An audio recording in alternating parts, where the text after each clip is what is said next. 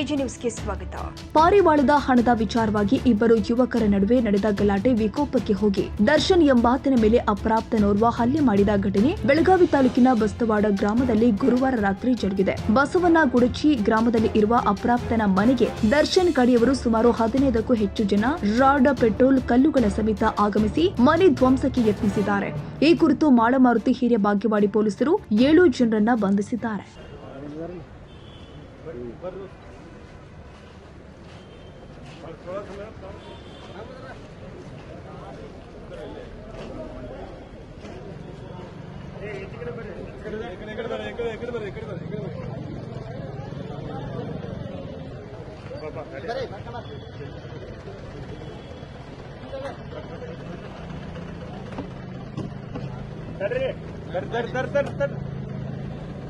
ಆದ್ರ 6 ಮಂದಿ ಆದ್ರ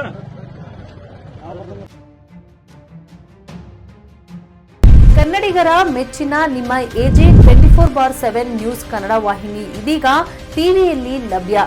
ವೇಳೆ ನೋಟಿಸ್ ಕೊಟ್ಟಿದ್ರೆ ವಾಪಸ್ ತಗೋತೀವಿ.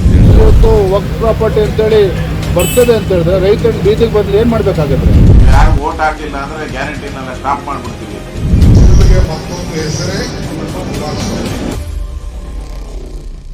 ಕರ್ನಾಟಕ ಮತ್ತು ದೇಶ ವಿದೇಶ 360 ಡಿಗ್ರಿ ಸುದ್ದಿ ಹಾಗೂ ಉತ್ತರ ಕರ್ನಾಟಕ, ಬೆಳಗಾವಿ, ಬಾಗಲಕೋಟೆ, ಧಾರವಾಡ, ಹಾವೇರಿ, ಗದಗ, ಬಿಜಾಪುರ ಜಿಲ್ಲೆಯ ಕ್ಷಣ ಕ್ಷಣದ ವಿವರವನ್ನ ಪಡೆಯುವುದಕ್ಕೆ ಎಜೆ 24/7 ನ್ಯೂಸ್ ಕನ್ನಡ ವಾಹಿನಿಯನ್ನ ಲೈಕ್ ಮಾಡಿ, ವಿಡಿಯೋಗಳನ್ನ ಶೇರ್ ಮಾಡಿ, ಕಮೆಂಟ್ ಮಾಡುವ ಮೂಲಕ ನಮ್ಮ ವಾಹಿನಿಗೆ ಸಹಕಾರ ನೀಡಿ ಮತ್ತು ಚಾನೆಲ್ ಅನ್ನ ಸಬ್ಸ್ಕ್ರೈಬ್ ಮಾಡಿ.